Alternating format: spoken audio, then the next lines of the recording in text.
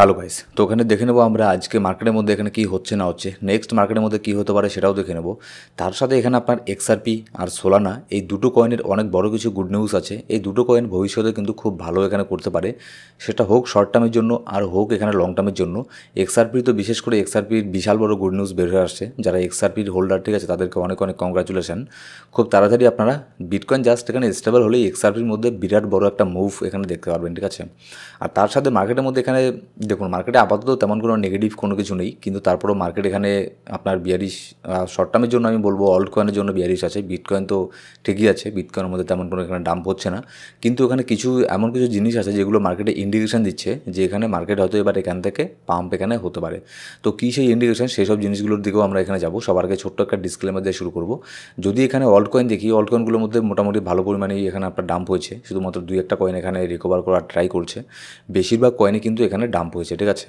কারণ হচ্ছে বিটকয়েন দেখুন, বিটকয়েন যদি এখানে আপনার ডাম্প হয় তাহলে এখানে আর কোনো কিছু করার নেই, তারপরে বিটকয়েন সেরকম ডাম্প হয়নি, তারপরে অল্ট কয়েনগুলো কিন্তু প্রচণ্ড পরিমাণে ডাম্প হয়েছে। কিন্তু যদি আমরা এখানে দেখি ফিয়ার অ্যান্ড গ্রিড ইন্ডেক্স অনেক দিন পরে এখানে প্রায় নিউট্রালের দিকে এখানে চলে আসছে, ঠিক আছে। যদি লাস্ট মান্থে আমরা এখানে দেখি, লাস্ট মান্থে এখানে একদম গ্রিডের মধ্যে ছিল, 71-এ ছিল, মানে যাকে বলে এক্সট্রিম গ্রিড। লাস্ট উইকেও এখানে আপনার প্রায় এক্সট্রিম গ্রিডের মধ্যে ছিল, 71-এ ছিল স্কোর। কিন্তু এখানে আপনার কী হচ্ছে, গতকালকে নিউট্রাল ছিল মার্কেট, 52-তে ছিল, আজকে কিন্তু এখানে মার্কেট গ্রিডের মধ্যে চলে এসেছে। তো এখানে আমরা বারবার একটা জিনিস এখানে দেখি কি, এই যে চার্টটা আছে ফেয়ার অ্যান্ড গ্রিডের যে ইন্ডেক্সটা, এই ইন্ডেক্সটা এখানে কি আপনার কি বলতে চায়, এটাই বলতে চায় যখন মার্কেট এখানে এক্সট্রিম গ্রিডে থাকে, গ্রিডের থেকে মার্কেট এখানে আবার প্যানিকে যায়, মানে নিউট্রালে যায়, ঠিক আছে। তারপরে যখন মার্কেট এখানে নিউট্রাল থাকে কিংবা আরও যখন এক্সট্রিম ফিয়ারের মধ্যে চলে আসে মার্কেট, তখন মার্কেট আবার সেখান থেকে এক্সট্রিম গ্রিডে যাওয়ার চান্স থাকে। তো যেহেতু আমরা এখানে আপনার এক্সট্রিম গ্রিডের থেকে গ্রিডের দিকে চলে এসেছি, তো এখান থেকে হাইলি চান্স থাকবে মার্কেট এখান থেকে একটা পাম্প হওয়ার। শুধুমাত্র এখানে আপনার কিছু জিনিস যদি এখানে মার্কেটের মধ্যে হয়ে যায়, এবার সেটা কি সেটা আমরা একটু পরে এখানে আলোচনা করছি।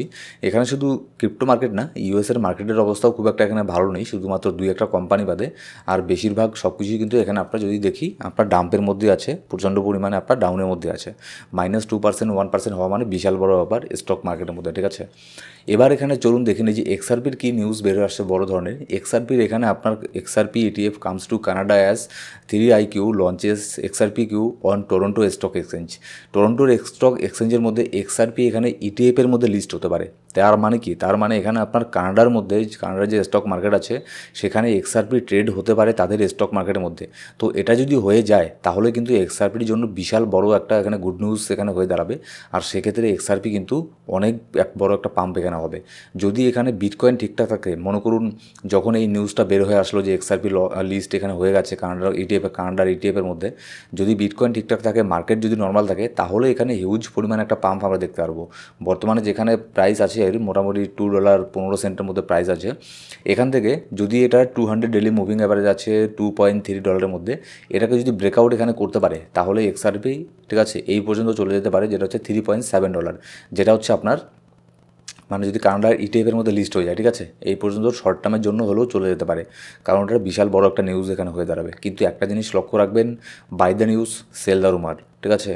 মানে যখনই দেখবেন এক্সআরপির মধ্যে প্রচণ্ড পরিমাণে একটা পাম্প হচ্ছে, যদি 200 ডেলি মুভিং অ্যাভারেজকে ব্রেক করে এক্সআরপি অনেকটা পাম্প করে ফেলে, প্রায় $3 আশেপাশে চলে যায়, তাহলে ওখানে প্রফিট বুক করবেন। তাহলে ধরে নেবেন যে মানে 99% শিওর কানাডার মধ্যে এক্সআরপি ইটিএফের মধ্যে আসতে চলেছে, যার ফলে এইসব পাম্পগুলো হচ্ছে। কারণ যারা বড় বড় হোয়েল, যারা মার্কেটে বড় বড় প্লেয়ার, তাদের কাছে আগেই এগুলো নিউজ চলে আসে যে এটা কী হতে যাচ্ছে না যাচ্ছে। ঠিক যেমন বিটকয়েনের মতো, বিটকয়েন ইটিএফ আসার আগে কতটা পাম্প হয়েছিল, প্রচণ্ড পরিমাণে পাম্প হয়েছিল, কিন্তু ইটিএফ আসার পরে ইটিএফ আসার পরে ওখানে ডাম্প হচ্ছে। তো এই সব জিনিসগুলোকেও এখানে একটুখানি আপনাকে মেনটেন করতে লাগবে, মানে মার্কেটের মধ্যে যদি টিকে থাকতে চান এই সমস্ত গেম প্ল্যানগুলো করতে লাগবে, ঠিক আছে। আমাদেরকেও হোয়েলদের মতো করে ভাবতে লাগবে। যখনই দেখবেন এক্সআরপির মধ্যে অনেক বড় পাম্প হচ্ছে, ধরে নেবেন ঠিক এর না কিছু এর বড় ধরনের গুড নিউজ আসতে চলেছে, আর যখনই পাম্প হবে সেল করে দেবেন। আর যখনই দেখবেন যে সেই গুড নিউজ চলে এলো হয়তো সেখান থেকে একটুখানি পাম্প করতে পারে, পাম্প না করলেও সেখান থেকে মার্কেট আবারও এখানে ডাম্প করার চান্স এখানে বেশি থাকবে। তো এই রইল এক্সআরপির আপডেট। এবার তারপরে যদি আমরা এখানে চলে আসি, ইসরায়েল আর ইরানের যে কনফ্লিক্ট চলছে, এর মধ্যে কিন্তু এখনও পর্যন্ত এখানে কোনো কিছু এখানে পজ এখানে হচ্ছে না, ঠিক আছে, কেউ এখানে সিজফায়ার এখানে করছে না। মানে আর এখানে আপনার জিও পলিটিক্সের মধ্যে এখানে উল্টোপাল্টা সব কিছু এখানে হয়ে যাচ্ছে, একবার এক একজন এক এক রকম স্টেটমেন্ট এখানে দিচ্ছে। কখনো ট্রাম্প এখানে আপনার মানে সরাসরি নিউক্লিয়ারের হুমকি দেয়নি, কিন্তু ট্রাম্প এখানে ডাইরেক্ট মানে ওয়ার্নিং দিয়েছে একটা, ঠিক আছে, যে কোনো কিছু এখানে আপনার মানে কোনো কিছু শোনা হবে না, ডাইরেক্ট ওয়ার্নিং, এই যুদ্ধটাকে এখানে থামাতেই লাগবে ইরানকে, মানে এরকম একটা থ্রেট দিয়েছে। কিন্তু তারপরেও কিন্তু কেউ এখানে আপনার থামছে না, সিজফায়ার কেউ করছে না।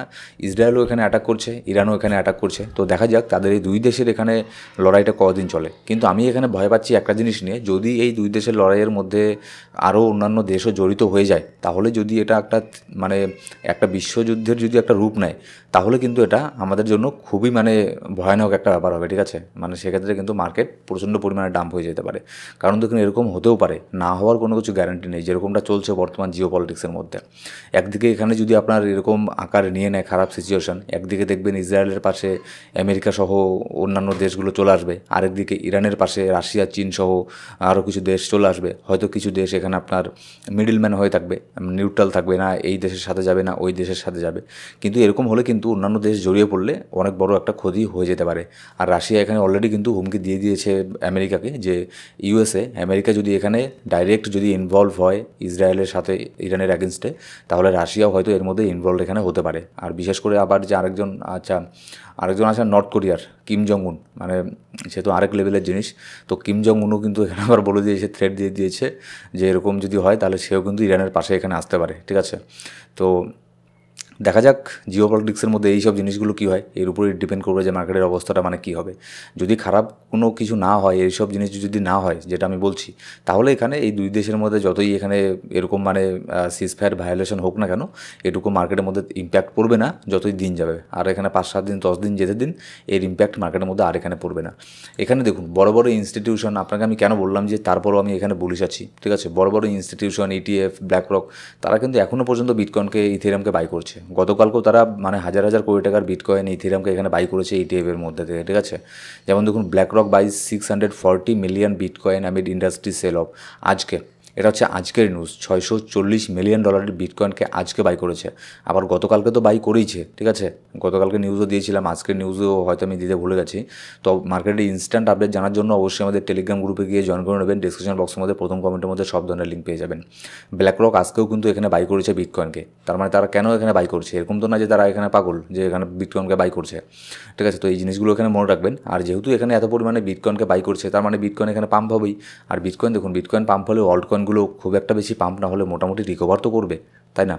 এবার সোলানার জন্য আরেকটা গুড নিউজ এখানে কি বের হয়ে আসছে, যে first Solana ETF expected to launch in July, which coin will benefit. সবার প্রথমে সোলানা যদি এই টাইপের মধ্যে লিস্ট হয়, সব থেকে বেশি সোলানা এখানে পাম্প হবে। সোলানার থেকেও বেশি পাম্প হবে সোলানা বেসড যে কয়েনগুলো আছে, সোলানা যেসব কয়েনগুলো সোলানাকে ফলো করে, সেসব কয়েনগুলো আরও বেশি পাম্প হবে। কেন বলছি আমি এই কথা, কারণ হচ্ছে সোলানার মার্কেট ক্যাপ বড়, ঠিক আছে। সোলানার 10% পাম্প হতে গেলেই অনেকটা তাকে মানে স্ট্রাগল করতে লাগবে। কিন্তু আপনার সোলানাকে যেসব কয়েনগুলো ফলো করে, সেগুলো যদি আপনার 10% পাম্প হতে যায় সেগুলো, তাহলে সেখানে অত বেশি স্ট্রাগল করতে লাগবে না। ছোটোখাটো একটা ভলিউম আসলে সেগুলো পাম্প প্রচণ্ড পরিমাণে পাম্প হবে।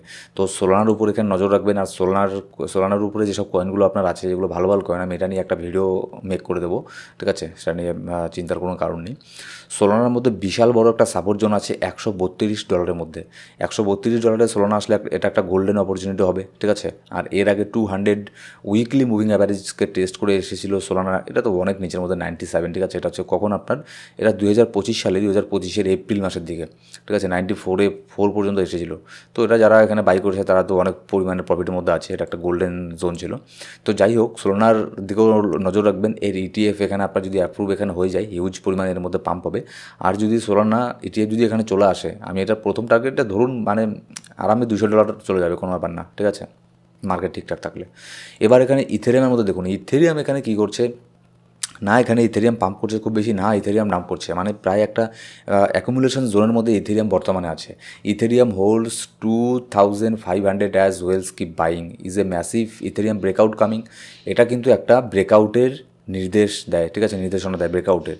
যে এই যে ইথেরিয়ামের মধ্যে এই যে বক্সটা দেখতে পাচ্ছেন, যেরকম করে ইথেরিয়াম এখানে ট্রেড করছে, এটা কিন্তু একটা ব্রেকআউটের মতো ইন্ডিকেশন দেয়, যে এখানে যে কোনো সময় প্রচণ্ড পরিমাণে একটা ব্রেকআউট এখানে হতে পারে। শুধুমাত্র এখানে মানে এই যে জিও পলিটিক্সের যে ব্যাপারগুলো চলছে, এগুলো জাস্ট একটুখানি বন্ধ হওয়ার কথা। এগুলো জাস্ট যদি খালি একটুখানি বন্ধ হয় আর ট্রাম্পের পাগলামো যদি বন্ধ হয়, তাহলে এখানে অল সিজন তো এখানে রেডি ছিল, ঠিক আছে, অল সিজন রেডি ছিল, সব ঠিকঠাক ছিল। বিটকয়েন পাম্প করলো, তারপরে ইথেরিয়ামও মোটামুটি পাম্প করলো। ইথেরিয়াম এখন অ্যাকুমুলেশন জোনের মধ্যে আছে। এরপরে ইথেরিয়ামের পাম্প করার কথা ছিল। এই যে $2700 ইথেরিয়াম বড় ধরনের রেজিস্ট্যান্সটা, এটাকে একবার ব্রেকও করলো। ঠিক তখনই নানান ধরনের ব্যাড নিউজ চলে আসলো জিও পলিটিক্সের, যার ফলে এই জিনিসটা এখানে হয়ে গেল। এবার এটা যদি না হতো, ঠিক আছে, তাহলে দেখতেন ইথেরিয়াম আরও প্রচণ্ড পরিমাণে পাম্প হতো, তারপরে ইথেরিয়ামের থেকে ভলিউমগুলো ফান্ড যেত অন্যান্য অল্ট কয়েনের মধ্যে। কিন্তু কী বলা যাবে, এখানে আপনার জিও পলিটিক্সের ব্যাপার, এগুলো তো আর কেউ এখানে প্রেডিক্ট করতে পারে না যে কোন দেশ কাকে এখানে অ্যাটাক করবে কখন। এবার নেক্সট এখানে শর্ট করে যদি বিটকয়েনের অ্যানালিসিস করে নিই, বিটকয়েনের অ্যানালিসিস করার তেমন এখানে কোনো কিছু নেই। শুধু লক্ষ্য রাখবেন বিটকয়েন $1,00,000 যেন ব্রেক না করে নিচে না আসে। $1,00,000 ব্রেক করে যদি নিচে আসে, অল্ট কয়েন 30% 20% আবারও এখানে ডাম্প করবে, ঠিক আছে। বিটকয়েনের আপডেট সেরকম এখানে কোনো কিছু নেই। দেখা যাক এখানে নেক্সট এখানে নিউজ এখানে কী হয়ে আসে। আর যেটা আপনার এফওএমসি মিটিং ছিল, সেখান থেকে যে রেট এখানে বের হয়ে আসা আনচেঞ্জ ছিল, যার ফলেও মার্কেটের খুব একটা তেমন পজিটিভ ইম্প্যাক্ট মার্কেটের মধ্যে এখানে পড়েনি। ট্রাম্প যার ফলে বারবার এসিসির চেয়ারম্যান যে আছে পাওয়েলকে বারবার এখানে আপনার তাকে ব্যঙ্গ করছে, ঠিক আছে, বারবার তাকে এখানে আপনার হিউমিলেট করছে ওপেনলি, বা মাঝে মধ্যে তো মানে বোকা টোকা বলে ইচ্ছে, ঠিক আছে, ওপেনলি ট্রাম্প। তারপরেও পাওয়েল এখানে আপনার ইন্টারেস্ট রেট কাট করছে না, রেট কাট করলেও কিন্তু এখানে একটা ভালো পরিমাণে একটা পাম্পের আশা আমরা এখানে করতে পারি। সো গাইস, এই ছিল আজকের ভিডিও। মার্কেটের ইনস্ট্যান্ট আপডেট প্রত্যেক দিন পাওয়ার জন্য আমাদের এই ইউটিউব চ্যানেলকে অবশ্যই সাবস্ক্রাইব করে বেল বাটন প্রেস করে অল সিলেক্ট করে রাখবেন প্রত্যেকটা ভিডিও আপডেট সবার আগে পাওয়ার জন্য। Thank you so much guys.